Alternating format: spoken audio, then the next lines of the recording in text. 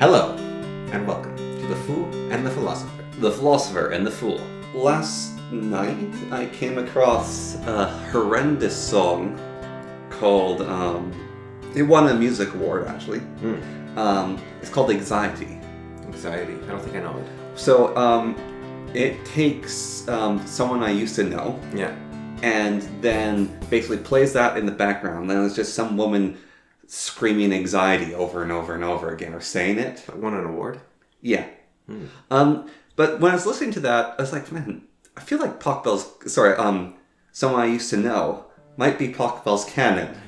And I don't think it is, but it's damn close. It's the bing, bing, bing, bing, bing, bing, bing, bing, bing, bing, bing, bing, bing, bing, bing. But when I looked up, it's actually Baba Black Sheep. Yeah, well, yeah, or the alphabet song. A, B, C, D, E, F, G. Yeah. Or Twinkle Twinkle Little Star. Although that might be Pachelbel's Canon anyways. Well, Twinkle Twinkle is Pachelbel's Canon. Yeah, it all comes back But the most famous version of Pachelbel's Canon actually isn't Pachelbel's Canon. It's Pachelbel's Canon and a company piece you play at the same time. The Yeah, that's a separate company piece. Yeah, no, the version I learned was just very like, well, as a canon. A sharp, B sharp. And then you do it with two hands, basically. Yeah.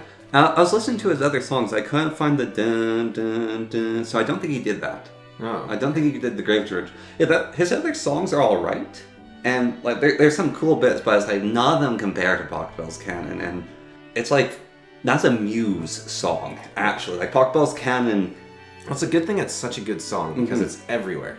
Well, I think it's probably everywhere because it's so good. I don't think it's like you can't help but have it actually. I think, but it's you know how a guitar string can be out of tune. Yeah. And you could actually untune every guitar string the same way, but it just wouldn't sound good. Yeah.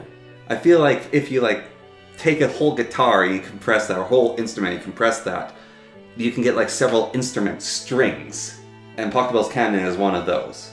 Like it's just an instrument essentially. It's like a mega instrument. Yeah. I don't know what the other ones are. They probably do exist, but it's like one of the so you have core songs, Plato's. So you have like notes, chords, progressions, and Pachelbel basically, like going up the tier. Yeah. Yeah. And Pachelbel is a progression, but it's like they don't even vary it. They just use Pachelbel straight up. But it's like Plato's ideal forms, or it's like a linchpin in the universe. It's like it's one of the songs of the universe. Like if you went to an alien planet and a civilization grew there, and because laws of physics are kind of consistent, if they developed music, they'd probably have instruments very similar in one way or another to ours. They probably would have developed Pachelbel's Canon. Yeah, possibly. The interesting thing about... Now, I don't know musical theory very well at all, but our current chord structure is not, what would the term be? It's not in accordance with the laws of... Nature? Nature.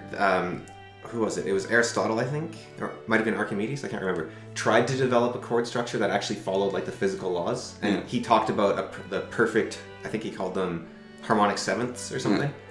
And people for some reason, for like hundreds or thousands, if I'm remembering correctly, right? Because again, my musical theory is basically non-existent.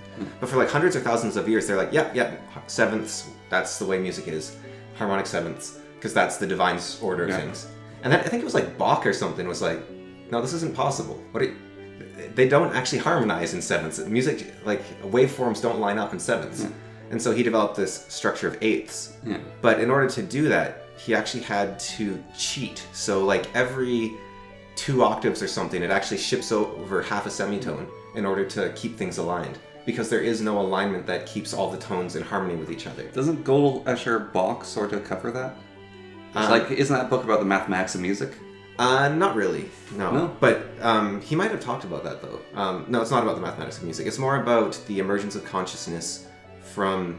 this is kind of weird. I was on Ryan Mullally's show yesterday, I think it was. Or maybe it was on Sunday, I can't remember. That guy, that lawyer I was talking about before. So I talked to him about my proof of God, because I was curious what he thought, because he's this very educated philosophy and law, and he's an older guy, and he's very intelligent, so I asked him about it. And he asked me a question about the argument from contingency, which I've heard before. I think you've heard before too, in a way, but I didn't know it was called that. And it's the way he explained it to me didn't work with me in the moment. And man, it's so like when someone's like, "Hey, I wanted to like get your opinion on this theory I'm working on." So you know, like the thing of contingency, right? I was like, "No." He's like, "Okay, this is what it is." I was like, okay. And so, anyways, based on that, and then I was just completely lost.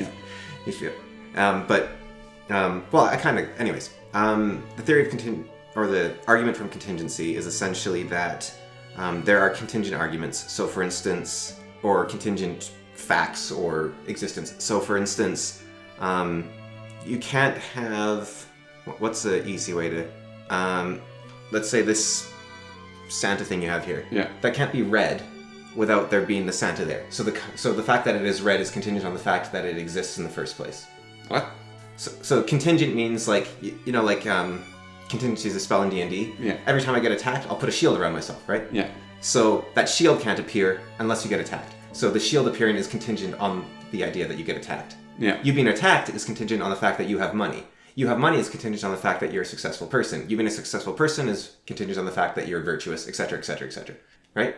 Okay. Okay. So the argument from contingency is that you can create a group of, you can group things, right? So you can say the group of the fact that you were attacked, the fact that you cast a spell that makes a shield go around you, and the fact that you're successful are all in one group of three contingent things. Yeah.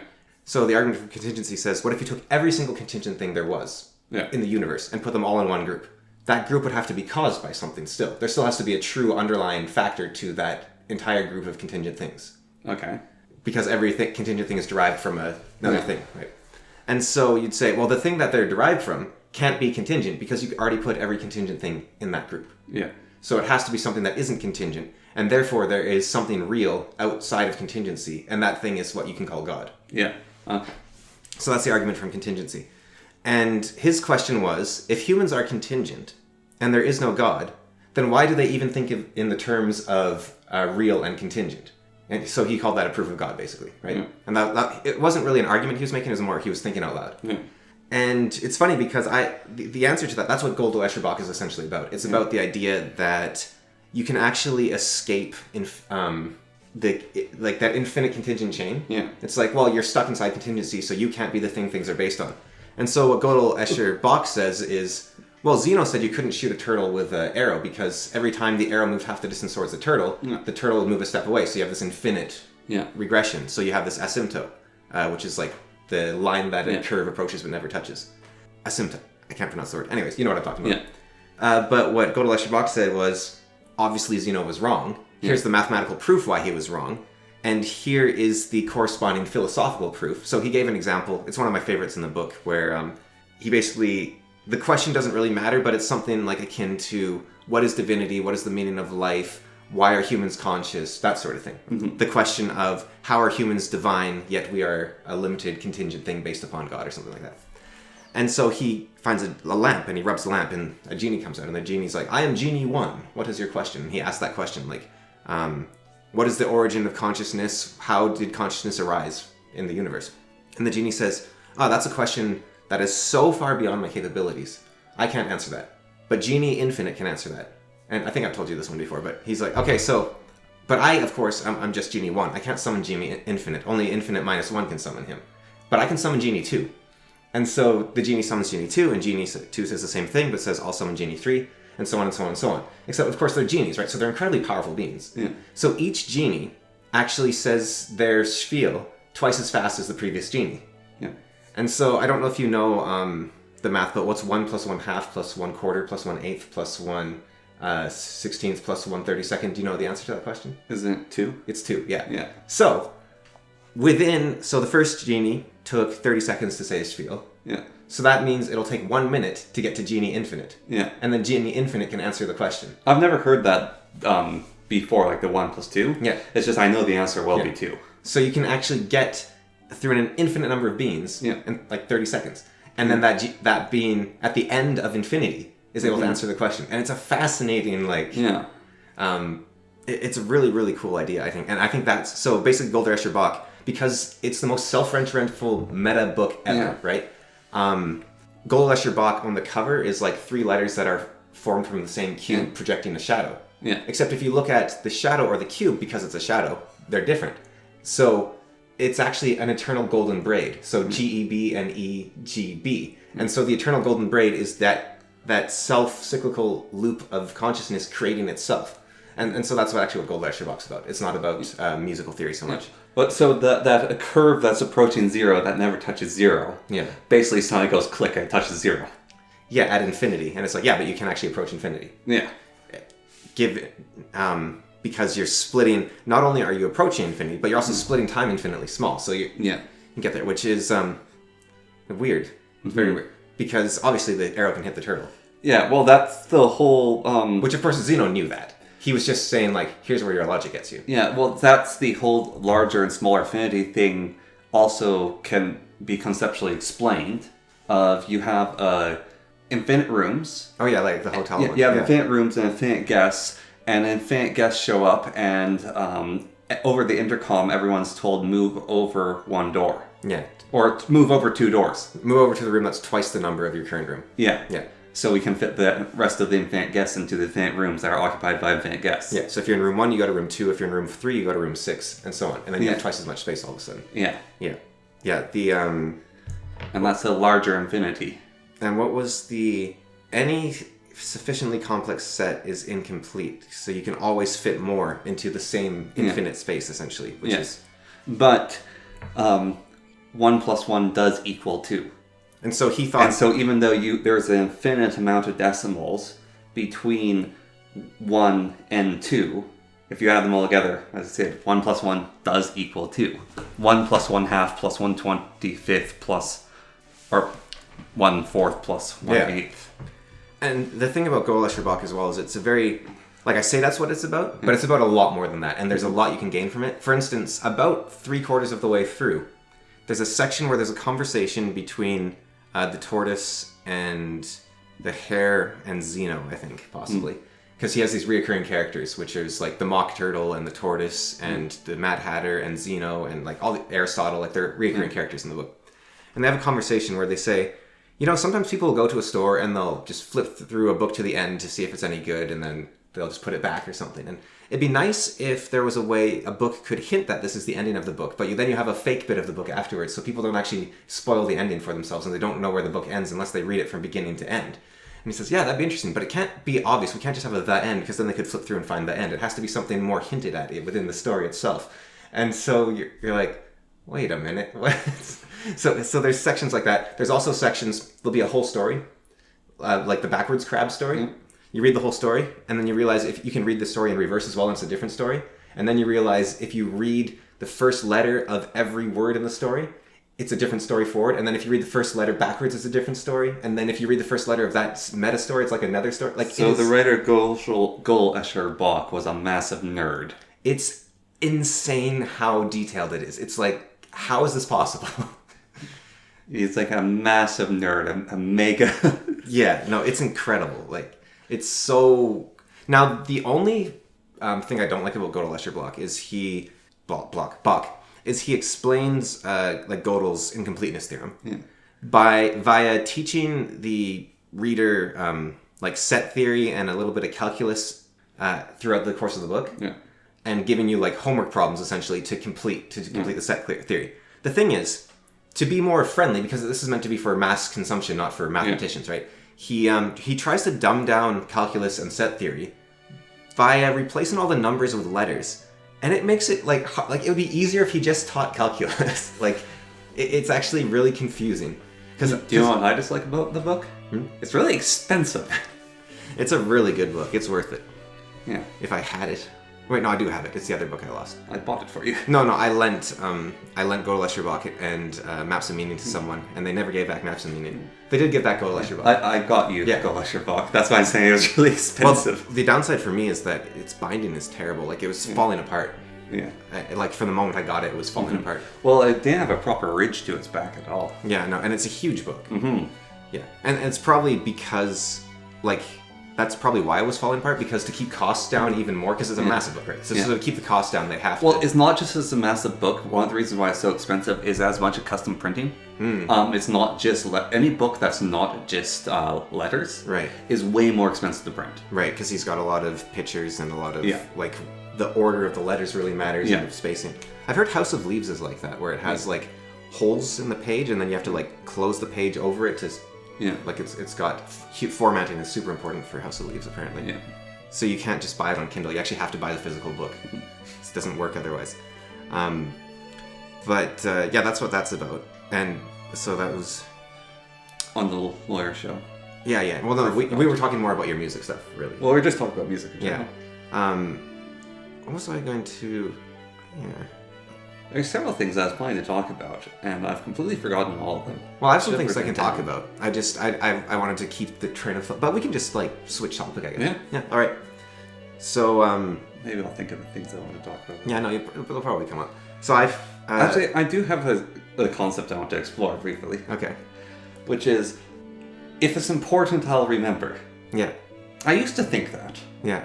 No, I'm not so sure. I think it's true. I think in some ways, like, you might remember at the wrong time. Yeah. But I think it's not so much that I think you'll remember it because it was important. It's more like, I don't know about you, but it seems as though things tend to fall into place on like every level. So conversationally, you'll remember the right. So when I was having that conversation with Ryan Mullally, for instance, he gave me this concept of the argument from whatever I was just talking about. What did I call that? Contingency. The argument from contingency. So he gave me that idea, and I didn't understand him fully, and I told him that.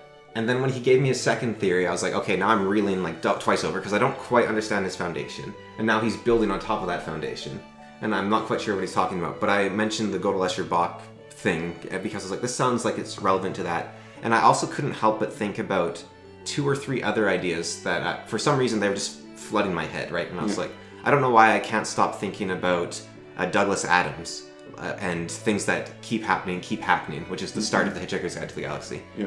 And I couldn't stop thinking about one other thing, which I don't remember what it was. But so I'm not going to mention them because I'll just be like the spitballing person in a schizo, like, oh, and I thought of that, and I thought of that, and I thought of that, right?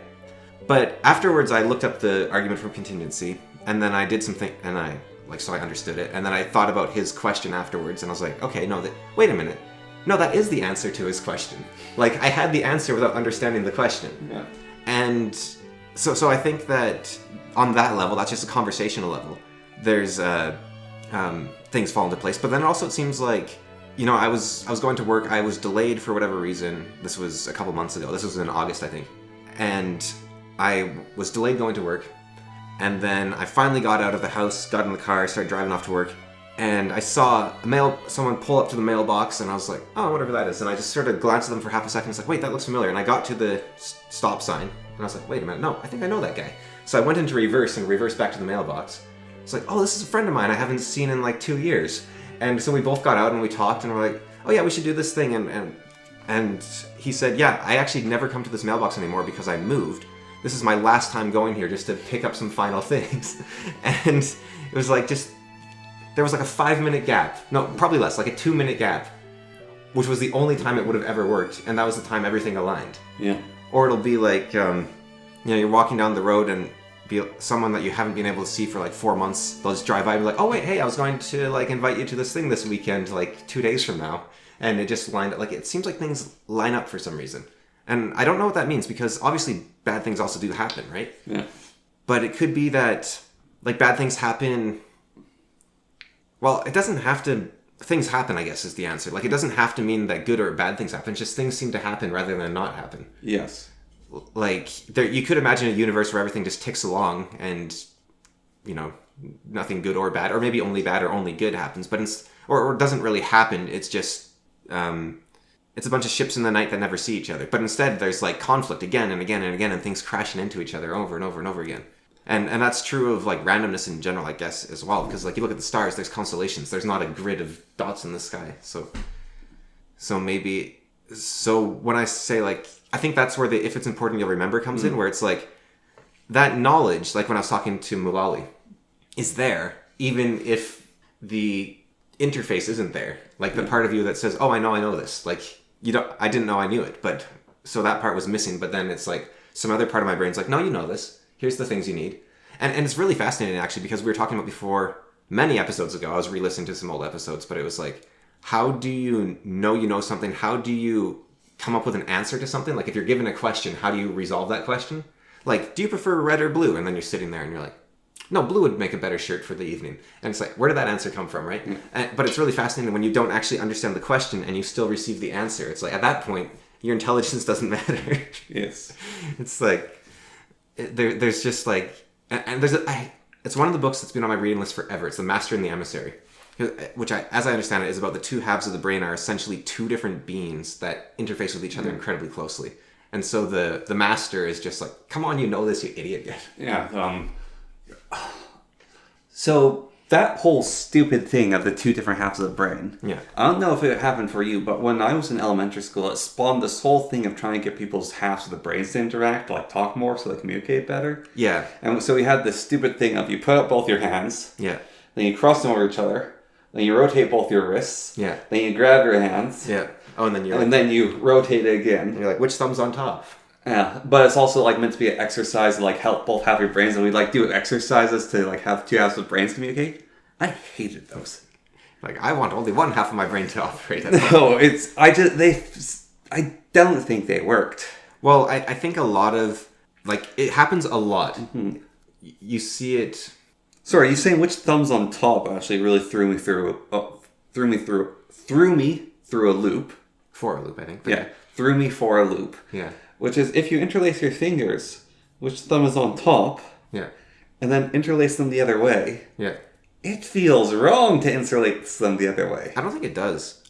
Maybe it's the ring. Let's see. So I think the deception, it's actually a very deceptive trick you can do, right? So what you do is you say, make a fist, then swap your fingers. No. Like this, swap your fingers. Doesn't that feel wrong? And that's the deception, because this is what the thing that people do. When you re-interlace your fingers, I think it's much more natural to just re-interlace so they're always alternating. No, the re-interlace feels wrong. I don't think so much. But then again, my brain is a sphere. It's just, it's a perfect smooth sphere. Yeah. No wrinkles. Yeah. Well, there's not room for wrinkles because it's pressing so hard against the edges of my skull. It's just, like, I swear. When it is so wrinkly, right? Yeah. That it's reached that infinity and there's no longer wrinkles. This is, I predict things on the podcast and they always come true, right? So someday I'm going to get an MRI or something. And they're going to realize there's no gap between my brain and the inside of my skull. Because I swear, like, I used to do a lot of rock climbing, right? And every time we put on a helmet, my best friend would be like, yeah, can't feel a thing now. And he'd like wrap the top of my helmet lightly with his knuckles. And it would hurt. I'd be like, ah! Like there was no cushioning. It was just like helmet to skull to brain was like this direct, like, bonk, right into my head. So I think I don't have any like protective, like head bobbing and stuff. Like when people headbang to music, can't do it. It's just like, it's not floating. It doesn't have that cushioning. It just like bangs against the inside of my skull. I'm like the opposite of a woodpecker. So I think I've got this giant swollen brain. Yeah, it's inflamed. Yeah, it's inflamed with intelligence juice. I remember what I wanted to talk about. Okay. But, well, you got it first, so you proceed. And we'll see if mine can be added in and I'll forget about it. Okay. I thought you were talking about the idea of... No, I just... Remember things are important. You just made me think about remembering and forgetting things. Well, that's why we can continue along. Well, I mean, I think we've talked about it. Okay. Well, so... This is going to be, what is it called? A variety show. Yeah, I guess so. Unfortunately, because I have this very long spiel I want to do about Hitler, but... I don't know. It's hard to find the time for it because it takes a... Well, maybe I should steal mine then. All right. It's a very long spiel. Yeah. Because I don't know how long we can explore my idea. Okay. So, I was browsing the internet. Yeah. And I came across an incredibly disturbing picture. Yeah. It was... So the caption was, "They're doing this to me Monday." Yeah. And it showed basically the skin, like, from the temples... Yeah. to the hairline of a person's head was like removed and peeled forwards. Yeah. And like it was stretched, like apparently the flesh of your skull like goes into your eyes. Yeah. And so you can sort of like see the bunching in the eyeballs, but they're held in, and like goes down like to the jaw, and like the image shows like it's like a drawing. It's not actual viscera. Yeah. And they just said, this is happening to me Monday. Yeah. It's like, what on earth is that procedure for? Yeah. Like, what am I looking at? So I looked down, and apparently it's a cosmetic surgery to get the bones of your skull shaved off. To basically reduce your brow ridge or something, and it's feminization surgery. Sort of. I was reading this article well, not much of an article. It's a Wikipedia page. Yeah. I made it sound more advanced than it was. I was reading a Wikipedia, although Wikipedia page is an amalgamation of articles, so, but it's on neoteny. And it's a little disturbing. You know what neoteny is, right? No. I think you do, but you just might not remember the word. But it's basically animals that keep adolescent characteristics as they age. So neotenous species include dogs, humans, axolotls. Yeah. Like Neanderthals are basically what an adult human should look like. Okay. If they fully matured, because basically you don't need a lot of your brain mass once you get older, because you should already have learned that stuff. Yeah. And you should also bigger brow ridge, stronger jaw to chew things. Full grug man. Yeah. So there's this really weird picture. Actually, I've never seen it before, but it's a picture of a human. Yeah. At every every 5 years ish, sort of. Yeah. And that's not really. It's like freshborn. Newborn, even like a newborn, 6 months old, 12 months old, 18 months old, 3, 5, 8, 12, 15, 20, right? Except they're all scaled to the same size, so they're all exactly the same size. And it just looks like a person with their head shrinking. It's like... So you're saying the final form of humans should look like that Russian boxer turned bodyguard turned politician. I don't know. He's this massive man with like a Neanderthal ridge, like you have some... There's a caption on it. There's a video of he's dressed in his suit, and this guy turns around and looks at him. This pure horror enters the man's face who's looking at this Russian politician. Yeah. And it's like, this is what happens when you turn around and realize you're about to like die, right? Because you like see a face that's just a pure like predator. Yeah. So, like wolves. Obviously, they have like the long pointed snouts and skulls, whereas dogs have much rounder faces and stuff. Yeah. So basically, neotenous species are species that keep baby characteristics when they're older. And one of the theories about why humans are neotenous is based upon several studies where they asked women about the attractiveness of men and men about the attractiveness of women. Yeah. And they didn't do it in like America or the UK or something. They did it worldwide. Yeah. And what they found, because they were worried about cultural influences, right? Because like if you ask the Mayans, they might be like, well, if they don't have a squished forehead, they're ugly. Or you ask the Mongolians, it's like their face isn't covered in scars, they're ugly, right? Like the ancient Mongolians. Modern Mongolians don't do that so much. But they asked worldwide, and the correlation they found was that men vastly prefer all the pictures of women where they had more neotenous features. So they preferred women that looked younger, essentially, or more baby-like. Yeah. Whereas women were kind of neutral on the matter, like the men that were neotenous or not, they were kind of neutral on it. And the reason is, even though like that guy you're talking about, to a man might be like, oh, that's an absolute Chad. He's like this unit of like warrior hunter. Women find that scary. Yeah. So they're not actually that attracted to like Giga Chads, really. It turns out like they're actually more like, I want someone that looks like they can protect me, but also isn't going to murder me or something, right? So I think, and again, women aren't that attracted to looks in the first place. Yeah, like they are, but not to the same degree. So anyways, the theory is that the reason men are neotenous, like for women it makes sense because for whatever reason men prefer neotenous women. Yeah. But the reason men are neotenous is because they keep choosing neotenous women to be their partners, or as much as men get to choose, right? Yeah. And so the species kind of like babyfied itself via just going for the... It'd be like if women love men with strong jaws, and so like women just have these massive jaws because they kept marrying men with giant jaws. And the fact that all men don't have these super gigantic jaws tells you that those look-maxer guys, they're not really... They're trying to be attractive to other men. Yes. Like, they're not trying to be attractive to women.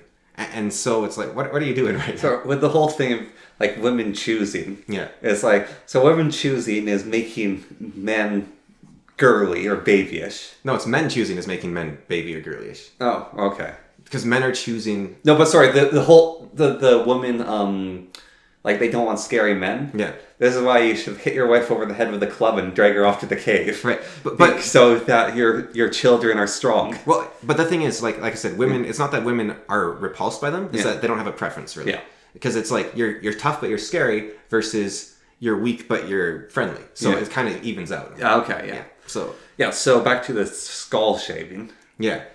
So you're saying so that they're trying to look more childish, basically, by like. And so it could be, I assume it was like a female to male or male to female, rather. Yes. But that could also be a woman trying to look more pretty. Yeah. But the thing I find disturbing is essentially, well, maybe it's not disturbing, but it's disturbing on a conceptual level for modern society, is that there seems to be, men are more attracted to baby features overall. Yeah. Which then you get into the whole, like, realm of ephebophilia and pedophilia, and you're like, that might not be a design flaw. That might be a feature taken to the extreme. And then it's, why is that a feature? Mm-hmm. I assume it's just for like longevity or something. Maybe, but maximizing offspring, because there is a limited. Longer. There's a limited amount. Well, it's not even that. There's you're attracted to someone younger because there's a limited fertility range for women. But then other animals don't do that, right? So that's also well. It might be for we're a monogamous. Monogamous, yeah. Species. Yeah, we're a pair bonding monogamous species. Yeah, but then like so are swans, and well, maybe they pair at age 1. Yeah, but what was the other thing with that? Anyways, going back to your skull shaving. Yeah, I just like found it disturbing, and then I was thinking about a lot of the cosmetic surgeries in general for transgenderism, and a lot of them are really disturbing, actually. Well, surgery, like, in general is pretty disturbing. I saw, like, is an animation for brain surgery, I think. Mm-hmm.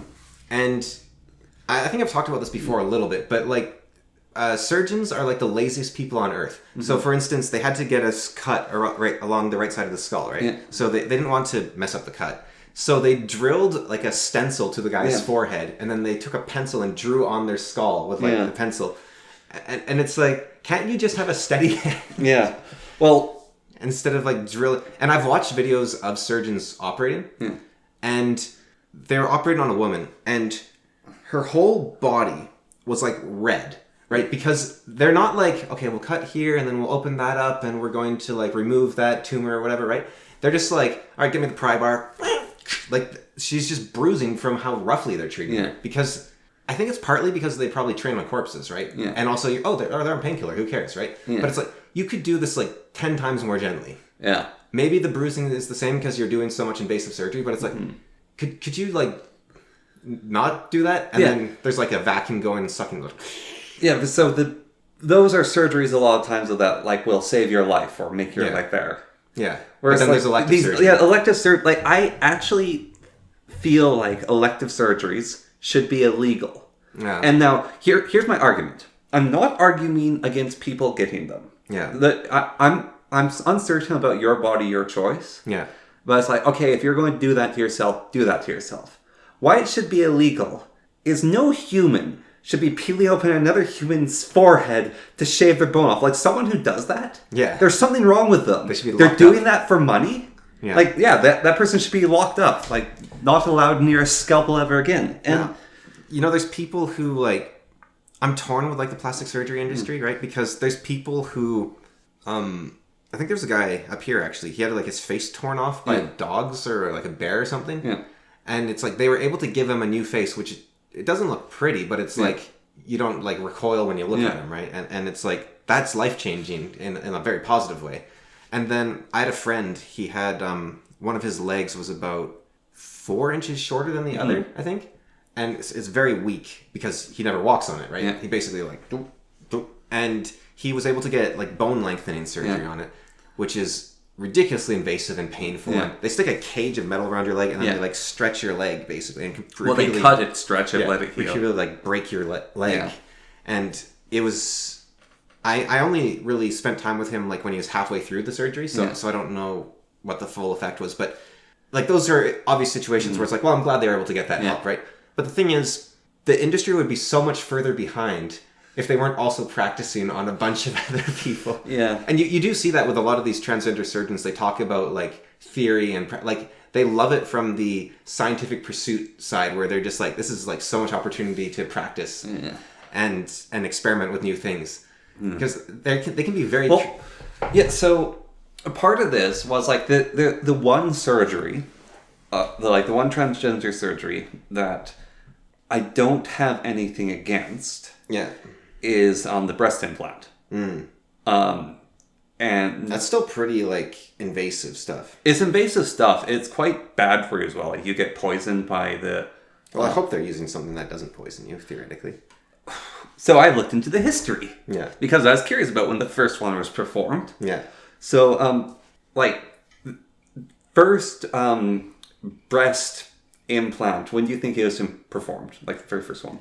Well, given that there's like Elagabalus was asking for surgeons and stuff, I think, and he was like the year 400 or something, I imagine there was some people doing some crazy things. First documented proper one that's not weird Elagabalus doing things to himself. Yeah. Because I also imagine, like, you know, in Unit 731 or whatever, they're, like, cutting off monkey arms and stitching them onto people and that sort of thing. Yeah. So I imagine there's been crazies, like, way back in ancient China. But more modern, I would guess that Dutch lady in New York would which was, like, 1901 or something. Well, I'm not even talking about trans, just first breast implant. Right. Just to, like, make yourself look like... So the first documented one I could find wasn't actually for looks enhancement, it was reconstruction. Yeah. I think she had, like, a tumor removed or something. Right. And so the guy reconstructed it. But then I was looking at, like, the original materials they used. They used, like, everything. Yeah. So when was the first one? It was in... the 1890s. Okay. So a while back, well, not too long back, but like some of the original material they were using, wood. You like smooth into a sphere. Yeah. Bone, oxen fat. So sponge was a popular one, like sea sponge. Right. Yeah, I could see that. So just from those options so far, bone, I'd be like, yeah, it makes sense, right? Wood, have you never gotten an infected splinter? Like, what were you thinking? So one of them was actually a glue. Yeah, was one of them. Glue. Okay, I could see like glue. I'd be like, okay, a kind of glue. One of them was a method of making wood, which is you basically turn sawdust into a super smooth sphere. Yeah. It's like one of the best ways to get a sphere is compressing sawdust.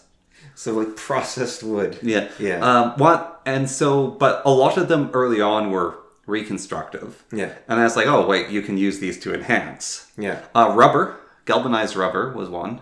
But the problem with basically all of the Did no one think just like you just grab like a syringe full of water and like... Oh no, water was done. Yeah. Water's a terrible one. Yeah, I know, but like that would be my first try though. Butt fat. Yeah. Was used quite often. Like blood or water, like that would be my first attempt. Yeah. Butt fat was used. Yeah. And then a surgeon, I think it was in the... Actually, in that context, it'd be yet fat for a proper grammatically correct sentence. A surgeon in the, I think it was the 40s or maybe the 30s, thought, what if we use silicone? Yeah. However, he didn't do it the way we do it today. Yeah. He just, like, syringe. Yes. And that led to two conditions, which are really nasty. Lumpy, like, tumory looking things? No, so it would actually like enhance and give them what they wanted. Yeah. But then the silicone would calcify. Yeah. And become hard. And become incredibly painful, and you couldn't remove it. Right. And I can't remember the other one. It's like some other like poisoning or something would happen as well. But like silicone was quite popular for a while, and then it turned out like after 5 years, it goes really bad for you. Oh, Botox was used. How? It's really disturbing. Do you get like enough botulism to just form an actual mass or something? No, you use it to cause inflammation. Oh. Well, you know about polyphyrin, I think it's called? Yeah. It's like a plastic like all humans are allergic to. Yeah. You know about those implants? No. Yeah. So basically what you do is it's I think it's the same stuff. I could be wrong here. But you know our old tire swing with that yellow rope? Yeah. I think it's that stuff. Yeah. I could be wrong, but because it's basically a plastic string that frays by its nature. And it's very itchy, basically. Yeah. So what, do you use it to permanently blush your cheeks? No. This is for breast implants. Oh. So you shove two of those, like strings. Yeah. And it forms like a watery tumor as your skin tries to get away from this thing, essentially. Oh. And they were actually very popular because there doesn't seem to be really negative side effects from them. Yeah. Besides the whole watery tumor thing. Yeah. So you're basically it's essentially a targeted ganglion, right? Yeah. Or something along that line. The problem is it never stops. So it's like you just never stop growing this watery tumor. So it gets larger and larger and larger. And so there's people with like 40-pound breasts and stuff. So it was, slightly difficult to deal with. Yeah, but anyways. But what they could do, they made them illegal, right? Yeah. But if I had been in charge of legislation, just be like, install a tap. Yeah, but so then anyone want a drink? The form, the contained silicone implant was invented. And I think we have like a variation of that now today. Yeah. Which isn't silicone, it's they still call them silicone implants. Yeah. But they don't use it's silicone in the inside and it's really bad if they burst. Yeah. So they use a different formula of silicone, so if it bursts it's less poisonous. And the skin around the outside is that material that basically people aren't allergic to. Right. Well, I also like those baking sheets. Yeah. You can silicone baking sheets? Yeah. You can actually use that material, I think, as something like as an implant or something like that. I think because as I understand it, silicon is it's similar to carbon, where it doesn't really react with other elements. Yeah. So in theory, it shouldn't cause too many problems to you, right? Like people are allergic to certain kinds of silicon. One of the problems in archery is splinters from the carbon fiber arrows. Yeah. Because your body can't dissolve them. Like carbon just doesn't dissolve. Yeah. With like basically any element, so. It's not noble, but it's close to, right? And so I think silicon's similar. Yeah, no, people can be weird. Like, you can be allergic to gold. Yeah. Well, can you? Yeah. More common is a silver allergy, and that's because silver does degrade. Yeah. But you actually can be allergic to gold. It's very weird. It's very rare. But gold's like non-reactive, right? So yeah, I mean carbon is too. So yeah. No, it's a very weird one. Strange. Yeah, so I found it weird though that wood was one of the materials used. Yeah. But like of all the elective surgeries for transgenderism, I feel like that is the one I'm least offended by. It's still quite. I don't know. Like, have you ever seen like one of those surgeries being performed? Like, it's not pretty still. Well, there's different ways to do the surgeries. I actually looked it up, and you can go on top of muscle or under muscle, right? Yeah.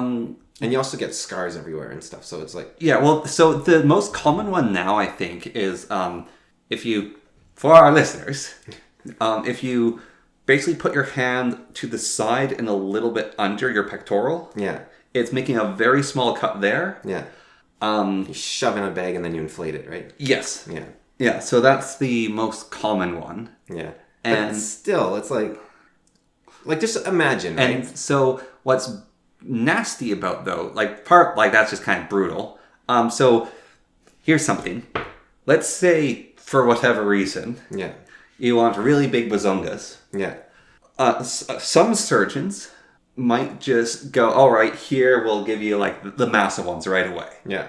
And those ones you want to raise an eyebrow at because that's not safe. Yeah. If you want to do it properly, what you do is you get a small one to begin with. Yeah.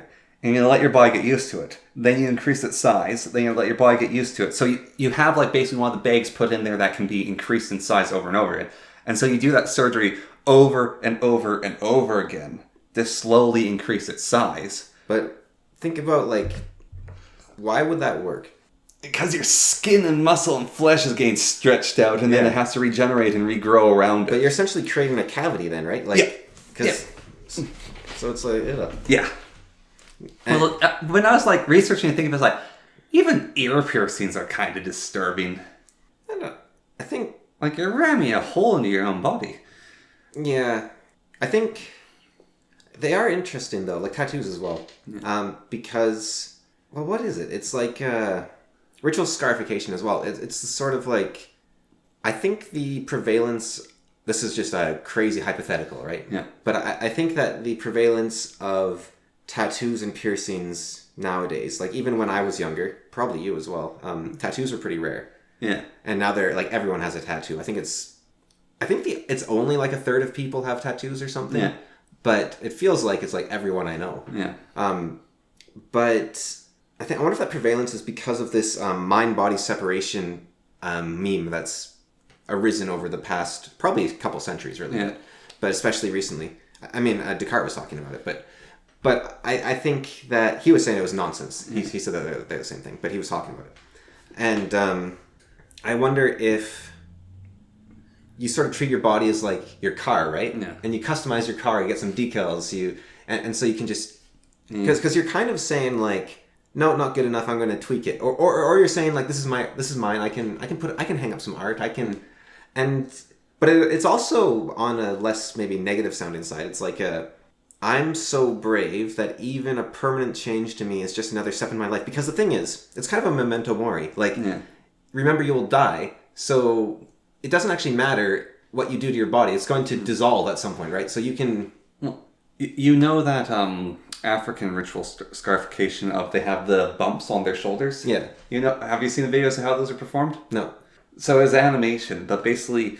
They have this hooked tool, and you go stab in the skin, then you pry it, and you make a bump in the skin, then you cut the tip off that bump, and then you do that over and over again in like a little pattern. And then you take a hot piece of metal and you press it against it so it burns the surface and makes it flat, and then it'll heal that way. Yeah. And that's a manhood ceremony. Basically, the more of those you have, the more pain you endured. So the Iroquois had a manhood ceremony, which... Now, I'm not totally sure... I believe the anthropologist. But basically, when you became a man, you'd cut off one of your fingers. Yeah. And the more of your finger you wouldn't cut off one of your fingers. You'd cut your finger, essentially. Yeah.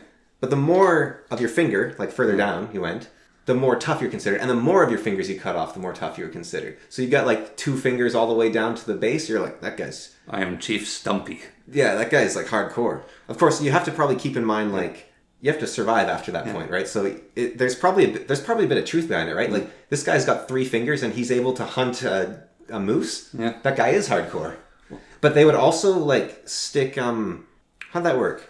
I'm trying to remember. It was like they would attach you to a sled by your hair, and then every boy in town would pull you around town or something. It was something like that. Well, which group? I think is it the BC First Nations? They would put hooks through their chest and lead backwards. I don't remember who that was, but yeah, I know what you're talking about. Yeah. They, like suspend themselves. There's. I think like some Mexicans would do that as well. Yeah, there's a woman at one of the galas who recently did something like that. I don't know what she's thinking, but her dress was suspended by her nipples. Oh, weird. Yeah, it's like, why are you covering at that point? What do you? So it's like taped to her? I hope it's taped, not pierced.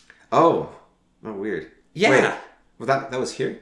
No, not here. Oh. But it's like at one of those like red carpet event things. Oh, okay. It's like the people who wear the freak clothing. Right. Oh, so it looked like it was like pierced to her. Yeah. Oh. It's like you might as well not wear clothes at that point. Well, did you see people going crazy over that I'll say it nicer. Over Sydney Sweeney. When she wore that, have you seen that silver dress she had that was like see-through basically? Yeah. It's like a really, really ugly dress. Like that was and people are like, oh, this is so like, ooh. And it's like, you've got this disgusting dress with this fish-eyed like freak on top. And then you've got like, and it's completely tasteless as well. It's like... You know Clavicular, the guy who did the Look magazine? Yeah. He was talking with this other... Sorry, I shouldn't have called her a freak. I actually have nothing against her as a person. He was calling her ugly because of her face. I mean... He's saying like she has all these problems, and he like actually like labeled the problems with her face. Look, she's not ugly. I'm not going to call her ugly, okay? Well, she is to me, but But that's fine. I don't mind if you're ugly. Well, if you ever go on a date with her, yeah, you just have to do the Romney thing. And just put a bag over her head? Yeah, favorite. But the thing is, like, that if she wears that dress, then I need a bag over her body as well. Because, like, it's so, like, I'm not... Look, maybe Burkas have a point. Okay, I'm just, like... If you see everything, there's no point in wearing clothes anymore, right? She might as well just go around naked all the time and be, like, the town, like... Yeah. I have a absolute... I despise burqas. Yeah. And one of the main reasons I despise them is because of Persian women. Well, no, I think that... I was going to say it in, like, the opposite direction, right? Because have you ever seen a Persian woman, right? Like, they tend to be very attractive for some reason, right? Yeah. And so, you're in, like, Iran or something, right? Yeah. And you see all these women, and you have, like, this... It's like a Kinder Surprise. No, because... You think they all look like dumpy nuns underneath, but they're not. The dresses, the cultural dresses of Persia... Oh, like the old ones. ...are gorgeous. Yeah. Like the, what are they? They have really weird names, like Koli or something. But yeah. And there are Persian women who still wear those, who are in communities that they aren't Muslim in Iraq. Is it? Or Iran. Like, I mean, Iran's the more Persian. Yeah, sorry, Iran. But I don't know if they would do it in Iran, because... Iran's fairly theocratic, but there are some who don't. Okay. Like, but in those areas, like the Persian women, that whole area, the Middle East, like their dresses. Yeah. In the whole Middle East, their traditional dresses, like you go to Germany and they have their traditional German dress, and the women still wear it. Like, or Romania, the traditional, like the Middle Eastern women's clothing is some of the most beautiful clothing humans ever made. Yeah. No, and then you have religion come along that says, no, you can't wear that clothing, you have to wear these black bags. Well, sort of. Like, because Iran was Muslim, and they were still wearing that in, like, the 50s, I think. Yeah. And then it's been the current sort of leadership that has changed that. You hear that, I don't know if this is true. I heard, like, a UAE guy say it, but you can be wrong about your own country, right? Yeah. But he was saying that Dubai has started banning their students from going to the UK. Yeah. Because they don't want them getting radicalized. Yeah, no, I've heard that. Yeah, and Dubai is a Muslim nation. Like, but they don't want them to get radicalized in the UK. And so, like, every nation is a little different from each other. Yeah, but, like, you go to the Golden Globes or the red carpet events, and, like, all those, like, dress them, like, they're nothing compared to Middle Eastern dresses. Like, those... Well, I don't think they're trying to look good. They're trying to look spectacular, so you notice them for another brief cycle, right? Yeah, but, I mean, even, like, our modern dresses, like, our modern fashion dress, like, you go to the nightclub with your pretty dress... Haven't done that myself. I'm saying that those dresses look better. Yeah. The Middle Eastern dresses are very pretty. And also, actually, Middle Eastern men's clothing, like their traditional clothing, is great. Like, a vest, like the vest with nothing underneath, like the fancy red like dress. The big pants. The poofy pants that ends at your knee, the curled shoes. Oh, like pajamas. Yeah. Like those genie pants, right? Yeah. Those are called pajamas. Okay. That's where we got the word. Okay, yeah, but yeah, so those pajamas, the genie pants, like that, or even the long flowing male, like a lot of Middle Eastern traditional fashion is brilliant, and it's because they had dye from basically all over, and they had access to silks and from all over as well, because they're in the center, like their area. Well, Baghdad was like the center of trade. Yeah, their area, they might not have, like they can grow some things, but you can go east to get silk from China. You can go west to get flax and linen from Eastern Europe. You can get dyes from the south and the north. Like India had a ton of dye, so you go down to India, you buy a bunch of dye from them. Yeah, Mediterranean had a lot of dye as well. And so you can get like absolutely awesome things and put it all together in really, really cool outfits. The traditional Indian like dresses where they're like, it looks like book marbling or whatever it's called, where like the inside the book has all those fancy colors going on. It's like that taken to the extreme, and it's like you have a stroke looking at it. Yeah, like, I think Indian clothing, like the fancy Indian clothing, is too much. You're just like, whoa! It's a little too much. Like too many tassels, too many colors, too many bits of metal hanging off it. Like it's impressive. It's impressive, but it needs to be toned back 50%. And that's again why I like the Middle Eastern stuff. Is they do that, is tone back. I mean, that's like India in general. Like their mythology is super cool, but it's a bit much, and their clothes are a bit cool, but it's a bit much. That's in like I think that's Indian culture is like a little bit too much, and their people are pretty cool, but there's a lot of. But like the whole thing of like my God has 200 heads. What? Would you settle for like 150? You know, it's a bit much. To be fair, some... Well, it's... what is it called? Azira, and, if you go into one of the gods, he has a bow. Yeah. Which, if you read through it, it basically fires nuclear bombs. Yeah. And it's like it's just a little over the top. That's what's interesting. The Naga are, actually fairly restrained. So there's, the one-headed Naga are the most common Naga. Yeah. And then I think it's 3, 7, 9, and 11 heads are the other Naga heads. And there's only one 11-headed Naga, and he's the king of all the Naga. And that's, the limit. And the pictures of them actually look really cool. Well, they don't show the picture of the 11-headed Naga. Sorry, it's 11 is the top. Yeah. And they don't show the 11-headed Naga most of the time because I guess he's, it's strange. Whenever they show, the Nagas were at this really important event, because they're kind of semi-divine beings. So, if they're there, that's it's... I can't remember. It's prosperity or something. Yeah. It'll be the 9-headed Naga, because I guess it's sort of and I hope that I don't have, I'm not offending a bunch of Indians with this one, but, you don't have the king of the leprechauns in all your drawings of leprechauns, right? You just show a leprechaun's there, that's a good event. You don't... And the leprechaun's special enough. It doesn't need to be the king of the leprechauns. Yeah. And so, the 11-headed Naga isn't there most of the time. But they all look really cool, basically. And, by the way, I don't know what happened. It might have been D&D. Naga are not, women with, snake tails. They're, cobras with multiple heads. Yeah. And, but although I do think that's only... I think the women and the men Naga are actually different, possibly, too. Yeah. But yeah, well, it's Lamia. Yeah. A common thing for Lamia now is one basically like a mermaid, but it's a snake bottom. Yeah. Isn't a Lamia just a woman who eats children? Lamia is a centaur. It's a female witch centaur with a lion's or leopard's torso. I think it might actually just be a woman that eats children, though. That might be the very original one. Yeah. That's a lot of demons, actually. Yeah. Is it just someone that does something kind of nasty? The word ogre actually means man-eater. It's not actually... Although I think most of them tend to be magical in stories for whatever reason. But I think that's just because they're very clever. And Oni just means ogre. Because I think the conception of magic has also changed. Yeah. In Puss in Boots, right? The ogre can transform into a mouse and everything. And I don't think that's because ogres are inherently magical. I think it's more of he's this very old and clever being, and so naturally he knows things that other people don't. And when you know things other people don't, it's arcane, it's magic. Yeah. It doesn't actually mean you have spells and other people don't. It's everyone can learn a bit of magic. It's just this guy knows all the magic. Yeah. I think that's more the... Well, I think it also depends on the culture and the place. Chinese spirits are just weird, but so are Japanese. I don't know if there was ever a culture, I could be wrong here, because there's a lot of cultures. Actually, the First Nations a little bit, but even then it varies when you read more into the more less told myths. But where a wizard was a D&D class where they're exclusively a wizard and no one else can have spell slots. I don't think there's really cultures where there's oh, this guy has the spell slots and we don't. I'm trying to think most sorcerers are just druids.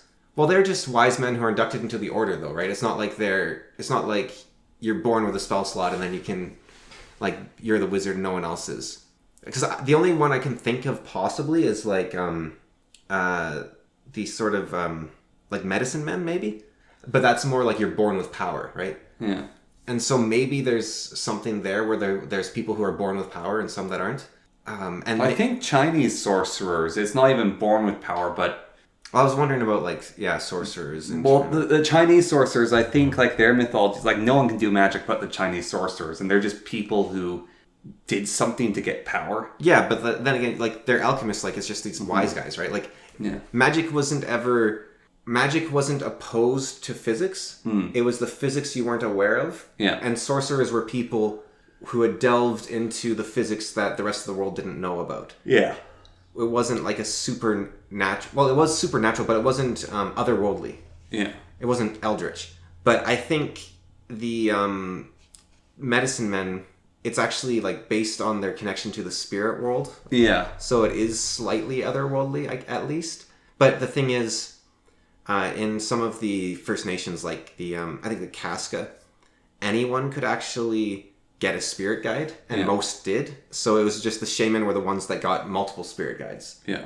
Or not the shaman, sorry, the medicine men. Shaman are actually a Siberian... that's what they were called. Their wise men were called shaman. It's kind of like the magi were like wise guys in Persia, I think, right? So, or no, they were Zoroastrian. Sorry, so they were like the Zoroastrian heads of faith were the magi, and so they're not really like they just know more stuff, but it doesn't mean that they were like druids basically. Yeah, but they're not. Although like the Irish druids were something else, I guess. Like it's like how did Inkai what's her name Inuki get driven into the sea? It's like, well, because she was cursed by a druid, and so she had to flee the land. Yeah. It's like, wait, the most powerful being in their mythology, like evil being, was just kicked out by a druid? Yeah, or the Morrigan had a battle with a druid. Yeah. So the god of magic, death, war,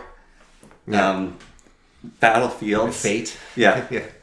Encountered a druid and the druid won. Yeah. So there's... Well, I think the interesting thing about that actually... is the Dagda, who is both Irish and Scottish, so he's like the Celt god. He's the god of the Druids. Yeah. And basically they're imbibing his power when they invoke things. So that might be the reason why Druids can beat gods, is because they're wielding the Dagda. Right. What about like Medea? Like in Greek mythology. Isn't she like the daughter of a god or something special? She's the daughter of a very hardcore dude. I don't know if he's a god or a demigod or what. Yeah. But he's the guy that he's like, I wake up at 3 a.m. every morning, stick my head in a bowl full of jello and yell at it, and then I go outside and I sow my fields with dragon teeth, and then from my fields spring up 100 warriors, and I battle the warriors and kill them all, and then I listen to 3 hours of David Goggin videos, and then I take a cold shower. Like he was that guy. Yeah, and... So he's not normal, clearly. No. Because I think Jason said the warriors were invincible. Yeah. And this guy, like, beats them every morning. So he's a pretty good fighter. But I wonder if... Oh, sorry, you remind me of how Chad Hercules is. So you know his tasks he had to defeat. Yeah. So you know his task of taming the Amazons? No, I don't think so. Okay. So one of the things Hercules had to do was he had to... I don't know if this is one of his tasks, but one of the things he did is he went to the island of the Amazons. Yeah. And he beat their leader. Yeah. So their leader wore the belt of Ares. Yeah.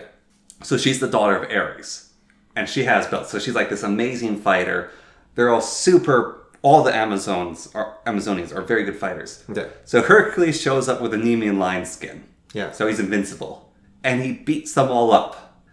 And supposedly, this is one of the myths, what's supposed to happen is if you beat an Amazon like this, they're supposed to be able to beat any man. Yeah. But if you beat them, you're supposed to marry them and have children with them, because you're obviously a strong man. Yeah. So he beats their leader, he beats all of them. Then he gets on his boat and leaves. And he like makes them all really, really mad. He like takes her belt from her and claims it as his own. And then instead of claiming them, he just goes, leaves. Just. I like when he fought. There's a son of Poseidon, I think, who, as long as he stood on his homeland, that was the giant. Yeah, he was like he couldn't be defeated. So Hercules just picked him up and like took him away to a different continent.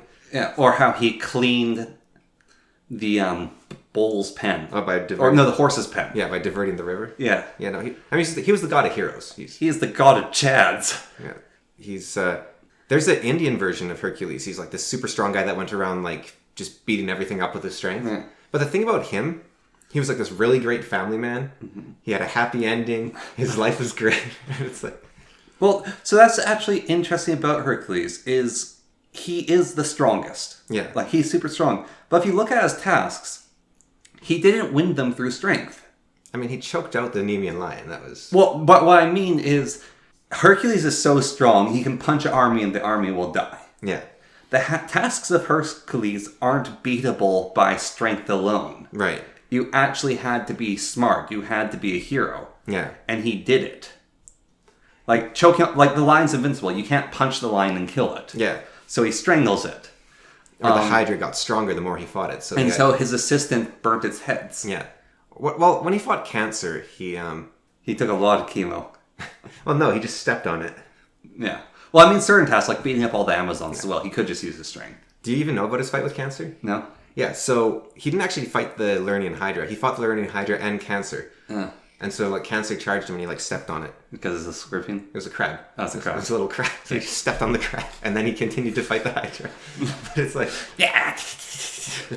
I'm the ultimate life form. All evolution leads to me. Hercules said, no. Leads to me. But, what is with crabs? Like, they've evolved multiple times. I don't actually... I've heard the meme. I don't actually know anything about it. The meme comes from basically if you look at like a evolution path of a bunch of different species, they like go in interesting directions and then they go back towards crab and then they become a crab. And so like the species of crabs actually isn't like properly a species because there's like 10 of them. Right. It's a very common convergent evolution. Yeah. And so like the one that I really like is the guy has the sword of evolution. Yeah. And so he finds like this giant gorilla demon. It's like, you might be an enemy, finally worthy of fighting me, but first you must become stronger. So he stabs it with the sword of evolution and like gets 4 arms, then it gets bigger, then it lights on fire. It's like, just a little bit more. And then it turns into a crab. Yeah, that would make... Well, I think the thing about evolution is it's about survivability, right? Yeah. So in theory...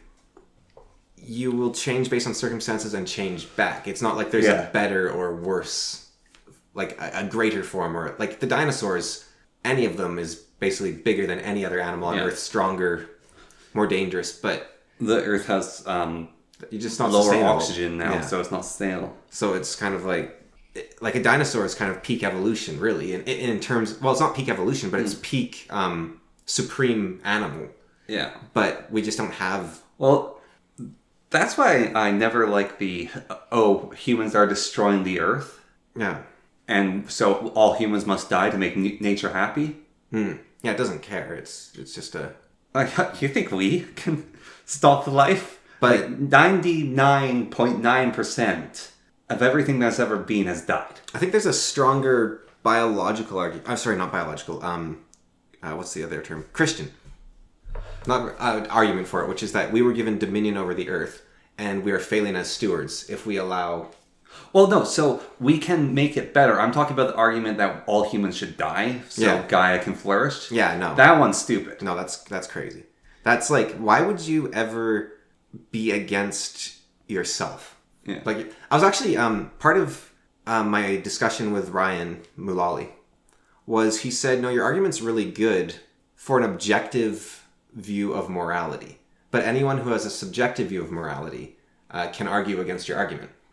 And I've been trying to work through that since, because I've been thinking, like, is subjective morality just an oxymoron, or is it like, because I've been trying to figure out, like, what is subjective morality, because it's a really weird concept. And then the fact that I'm having troubles conceptualizing subjective morality made me think, wait, do I actually believe something a lot more than I thought I did? Because it's such a mind-boggling concept that you would think... Like, I'm trying to think... Okay, so let's say you believe in cratocracy, so, like, the rule by the strong.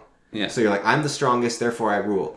That isn't actually subjective. You just think the strongest should rule. Yeah. And you happen to be the strongest. Now, maybe if you start losing, and you're like, well, cratocracy sucks, then your subjective morality is the fact that you change your morality based on your own circumstances. Is subjective morality just being a loser who can't commit to something because it doesn't advantage you? Yeah, well, that's the only, like when I'm reading Mein Kampf right now, right, he's talking about the proof of an idea is shown in its success. Yeah. That's one of Hitler's core beliefs. And now, I don't know if this is hearsay, but I heard when I was pretty young, like when I was 12 or so, that near the end of the war, Hitler actually thought that, like, Russians were kind of an Ubermensch because they were winning the war, and that was sort of... But I don't know if that was just, like, based on his own philosophy, or if that was actually something he himself believed. Because if you change your beliefs when they fail, you don't actually have a morality, right? Like, well, let's define objective and subjective, because... Subjective morality means there is good in the universe. There is actually something that is real and that is true.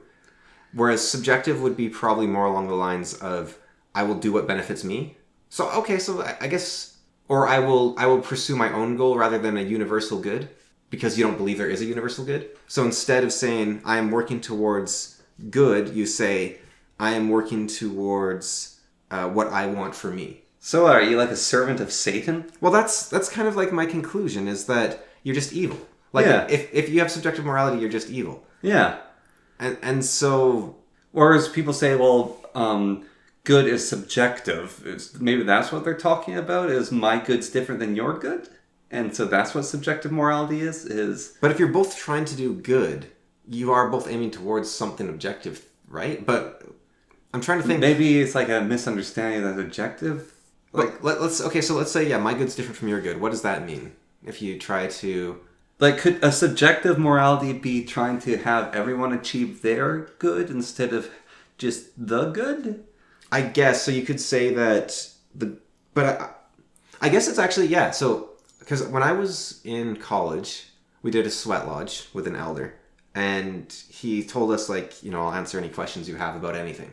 And so I asked him, is there objective morality? Because I actually wanted to know, because I didn't know at the time when I was in college. Well, saying I know now, but I was actually curious about the answer, right? And he said, yes, there is an objective morality. There is something objectively true.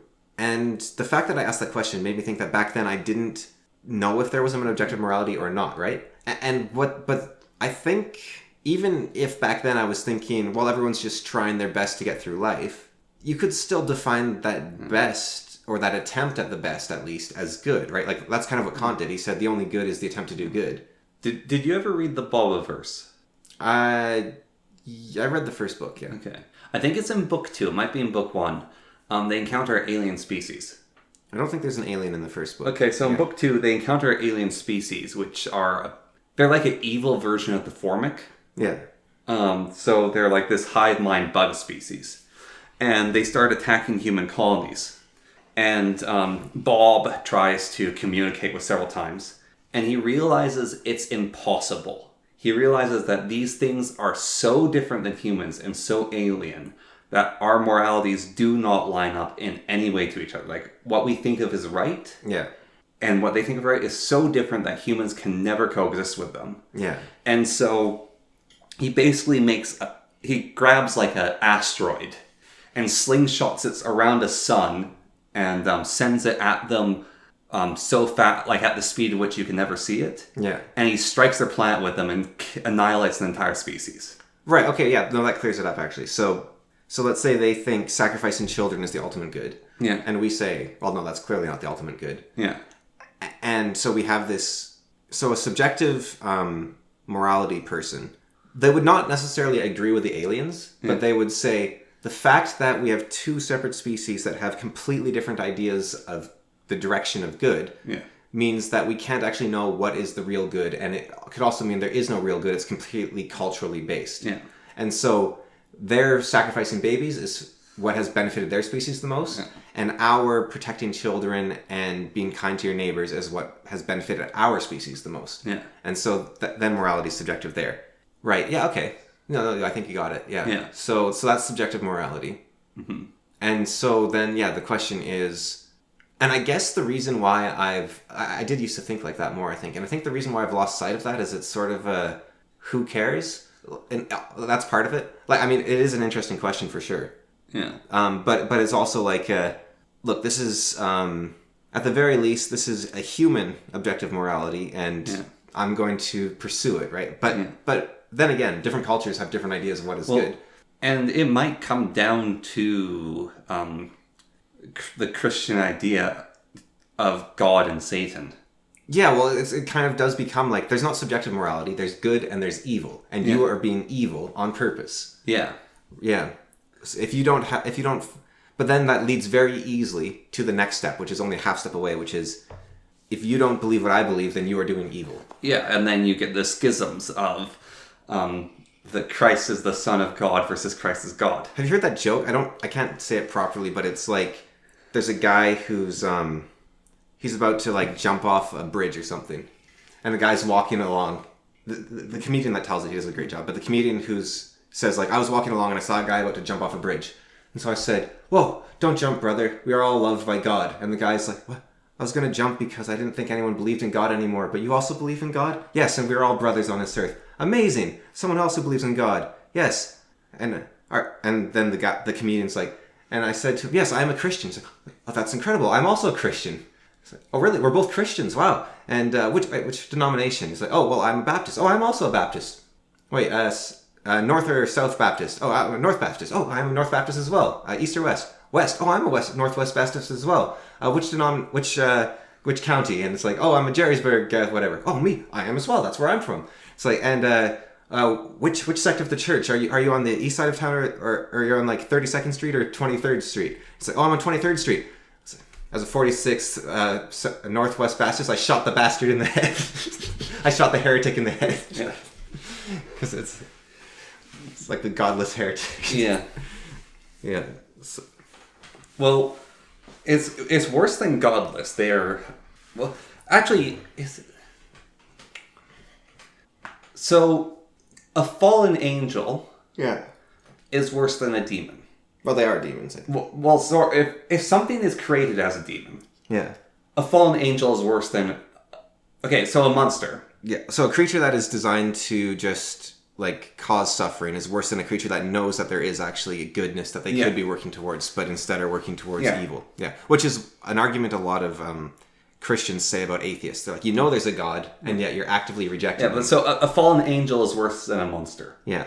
But then there is... so a fallen angel could be someone who left the church and fights against it. But then... It's like an abomination or perversion. If someone, like, what would that be? It's not exactly a fallen angel. They're doing it wrong. They're doing it in a twisted light. Like, well, so what? There's heretic, and infidel, apostle, apostate. Apostates are traitors. Apostates are evil. Yeah. Because they come outside and they say, this religion I was part of was wrong. Yeah. Yeah. In Berserker, the villains are called apostates. Because they're basically against the order of humanity. I mean, the guy who essentially founded Christianity, like Paul, he was an apostate. He's like the Apostle Paul. Right? Apostle and apostate are different. No, he was. He was a Jew who rejected Judaism. Oh, yeah, I guess so, yeah. Well, actually, I do... wonder if that's where the conflict between Jews and Christians partly comes from. Yeah, well, I mean, like, you're rejecting the divine truth in favor of your own little made-up religion thing. Yeah. Yeah. Where you think, what was the buggers? They believed that... The Formics? No, like the actual religious movement. They weren't called buggers. It was a word similar to bugger. It's where the word bugger is derived from. They were like the bargers or the burgers or something like that. But they were apostles, heretics. They were heretics, I guess, technically. Yeah. And they believed that the Old Testament was written by Satan, I think, was their belief. Which is a very interesting sect. So a heretic is someone who believes a different religion, isn't it? Yeah. Yeah, but or even like a wrong tenet of your own religion. Okay, wrong tenet. Yeah, so a heretic. But an apostate left your religion, whereas the heretic from birth could have been believing the wrong religion. So is them 40k wrong? They're not heretics, they're apostates? No, they'd be... they're heretics because they have the wrong belief. Okay. They didn't ever leave your belief, right? Oh, but like the Horus heresy. Yeah. Yeah, I guess that would be a sort... I mean, they're heretics because they believe the wrong thing, but they're also apostates. So they're also heretics and apostates. Yeah. Ooh, that's even worse. But some of the new Chaos Marines wouldn't be, right? They would just be like straight up heretics because they never believed the... Yeah. But everyone that's split away. Yeah. Like Horus himself would have been an apostate. Yeah. But they're heretics. Well, there wasn't the imperial faith at the time. Yeah. I mean, there was no faith. Yeah. Wait, they can't really be heretics then, can they? Yeah. It's not a heresy at all. Horus did nothing wrong. Yeah, he did. I stand with Horus. It's so common, and I think like people do it a lot of the time at first because it's fun, but then it gets out of hand. Which is the idea that you can actually come up with a decent argument for at least part of someone's position, right? Yeah. Like Horus, for example. Like he wasn't actually being a heretic because there was no faith, and he was showing the lie that there was actually a faith by going against the non-faith, right? Yeah. And so he actually was okay in that one dimension of his being. Therefore, Horus is the good guy in 40k and everyone else is evil and wrong.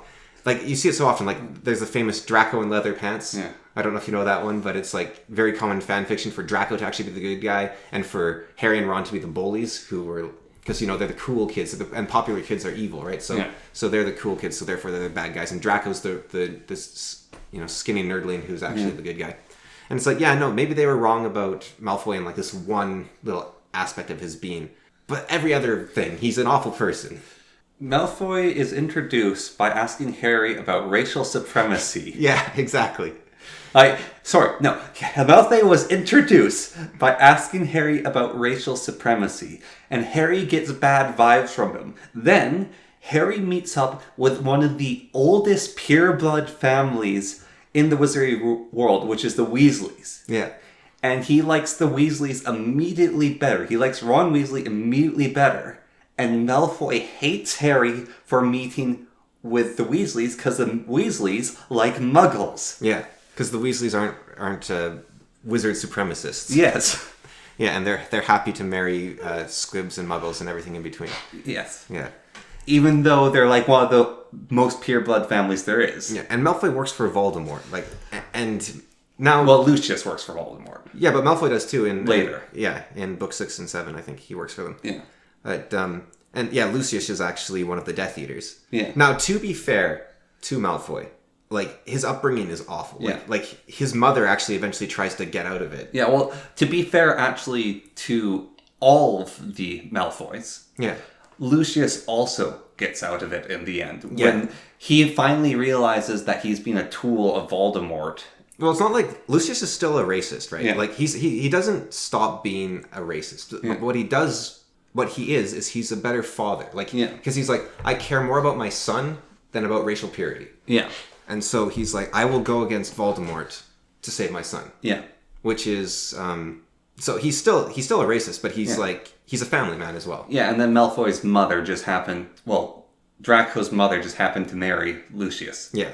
And well, I think, I don't know if she's she's probably a bit of a wizard supremacist. I think Narcissa is, one of the Blacks, possibly. Mm. I think she's part of the Black family. So she's Bellatrix's sister, I think. Yeah. And the Blacks are all, like, supremacists. Yeah. And there is a part, I believe, where Narcissa is disgusted by the fact that Hermione touched her or something. Oh, yeah. I remember that. So she is still, like, a racist. But she's... Again, she also cares more about her son. Yeah. Than following Wizard Hitler. Yeah. Although... I don't know how closely... Like, he's more like Wizard Himmler, maybe. Like he's not exactly...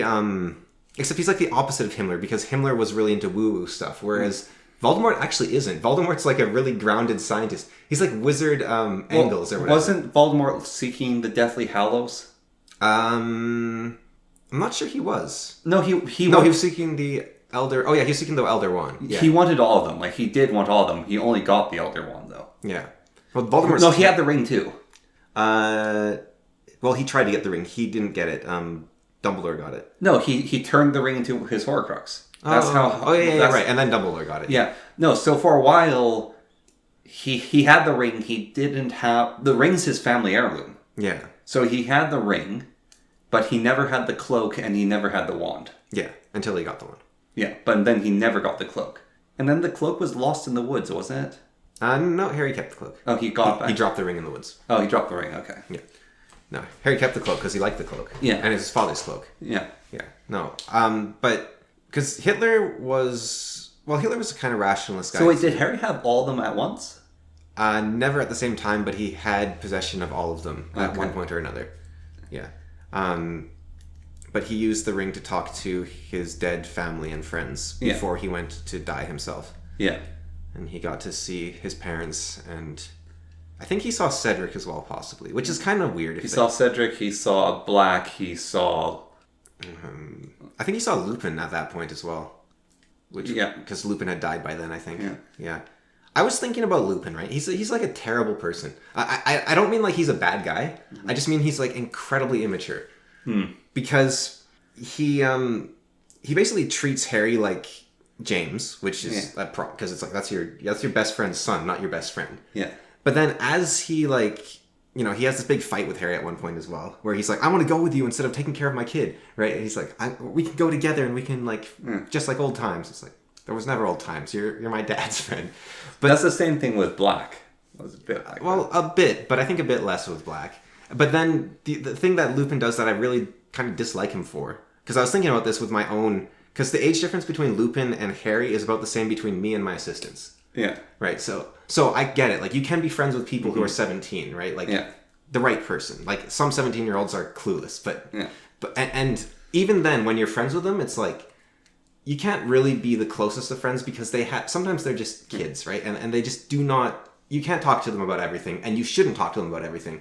I was even like, when I missed the bus the other day, I actually felt bad because what happened was I went out to the bus stop, and as me and my assistant were leaving, I was like, oh, I hope I get the bus on time. And then I dashed across the road to get to the bus. And I was thinking that's like oh, hey, can you give me a ride? Like, that is what that sentence is, right? But I do not want a ride from a 16-year-old. Yeah. Like, in almost any circumstance. One of my assistants, maybe because we actually, we know each other a bit better, and also we live next to each other for ages, right? Like, it's actually, not quite a family friend, but a lot closer to that than, some random 16-year-old, right? Mm-hmm. That gets a bit more, because it's so easy to manipulate a 16-year-old, right? Like, you could, especially, because 16-year-olds, they can stand up for themselves, right? Especially if you're technically their boss. Yeah. And that's why it's actually interesting, because in Canada, we learned this in our ethical class for being a coach, basically, but 16-year-olds, by the law, what's a way that doesn't sound horribly creepy? You can't be considered as having influence over a 16-year-old as an adult, because 16 is basically, they can look after themselves, essentially, right? However, if you're in a position of authority over them, then you are considered to have influence over them, unless you are 18 or under, right? Yeah. So basically, so basically that's that. Yeah. And because it's so easy, for a 16-year-old to not be able to stand up to themselves against an adult, essentially, But anyways, what Lupin does is, as he's dying, I think it's just before he dies, but he's like, you'll be the godfather, right, Harry? To, his son that was just born. It's like, Harry's, 17, and he's like, you'll be the godfather, right? If anything happens to me, you'll look after my kid. Yeah. It's like, Harry, you don't know Harry. I think the problem partly is Harry apparently looks exactly like his father. Yeah. That's why it's a fan fiction. Yeah. I remember it's a miserable one. It's about Snape. Yeah. Which is so Snape realizes he's going to get Harry Potter in his class. Yeah. And he's thinking about how much he hates James. Yeah. And then he's like, but it's also Lily's son. Okay, I will do my best to try look after him because I'm a creep that loved Lily. Yeah. They don't write it like that, but it's it's a new beginning. Let's try to look after this kid. Dumbledore's tasked me to do it. And then he sees Harry for the first time. Yeah. And he sees the bully who tortured him his entire life. Yeah. And he's like, I will do everything I can to ruin this man's life. And then he looks at his eyes but he's got Lily's eyes. Yeah. And so it kind of tears Snape up inside. It's actually crazy how strong that is. Like someone looking like someone else. Mm-hmm. One of my closest friends growing up, I'll have to be vague with the details because I just don't want to dox people or anything. Yeah. But one of my closest friends growing up, haven't seen him for a few years because of the pandemic, and then we live pretty far apart and a few other things. But we're still fairly close in a lot of ways. But yeah, haven't seen him or talked to him in 5 years basically. Yeah. He has a much younger brother. Yeah. Who I actually worked with for a week, a couple months ago. Yeah. And his brother looks almost identical to him. And I found myself again and again and again treating him as if he was my friend. Not to say he's cool. His younger brother's cool. I think I became friends with him there. But I mean, I wasn't treating him like a friend. I was treating him like he was the friend I grew up with. He was the exact same person. Yeah. It's kind of oh, you remember that time we, that sort of thing almost. Yeah. And it was no, you're not him. Yeah. But he acts like him. He looks like him. He talks like him. But he's my friend is he's got this. He's incredibly smart guy. He's incredibly knowledgeable guy. Insanely knowledgeable. And his brother, is dumb as a bag of bricks. His brother isn't dumb, but he doesn't have the same depth of knowledge, right? Yeah. And so you'll talk about something. Now the thing about his brother, because his brother is also, I think wisdom a lot of wisdom is knowing things, right? Yeah. But a huge part of wisdom is also willing to learn. Yeah. And so his brother would just ask me questions. He'd be like, oh, no, I don't know what that is. Can you tell me about that? And then I'd tell him and be like, oh, that's really cool. And like, so his brother had some really good ideas, right? And the other thing is his brother is very knowledgeable about some things in different domains because they're not the same person, right? Yeah. But his older brother and me, we got along because we were interested in the same domains, whereas his brother, it's more tangential. Yeah. And so when we were talking with each other, I kept having these moments of like, he's not his brother. Just he's not, and it's really weird. But yeah, I think the thing about Hitler though is he didn't have the capacity to love, right? And he was kind of a coward who was fleeing from death. Whereas Voldemort, sorry. Yeah. Did I say Hitler? Yes, you did. No, because I meant Voldemort. Okay. Because Hitler actually wasn't that. Hitler wasn't a coward, and he wasn't incapable of love. Hitler was a very compassionate guy who had a very strong devotion to his mother and sister, right? And to his land. He loved his land. He loved his people. Yeah. Like he was so. Now, apparently, what happened possibly, like we don't know, right? But there's this thing called the stabbed in the back. It's called the stabbed in the back delusion or something these days, or conspiracy. But the German soldiers on the front line thought they were winning World War I. And then there was a revolution in Germany that overthrew the government. And that's how the Weimar Republic started. Huh. And they thought if it hadn't been for that revolution and the strikes of the munition workers, Germany would have won the war. Or at the very least... held on to France? No, they would have just shown themselves to be a formidable enough opponent that they could have gotten a white peace rather than having to surrender because it was a humiliating defeat. Yeah. Like every other country on earth basically was like, whoa, France, that's way too far. Germany didn't even start the war. What are you doing? Yeah. And like France took that way too far. Yeah. France in many ways could be considered responsible for World War II because that was like they attacked Germany for something Germany didn't do and they took it way too far even then. So so they were humiliated. They were incredibly angry. They had seen their friends die. They had been fighting for like 4 years. Yeah. And then the people back home sitting in their... Like when Hitler... I think I talked about it a few episodes ago, but when Hitler was blinded and he was in the hospital, there was people in the hospital bragging about how they had like stabbed themselves with a pen in the hand to get discharged from the front line. And they're like, yeah, I don't have to fight. It's easy. It's just those suckers on the front line.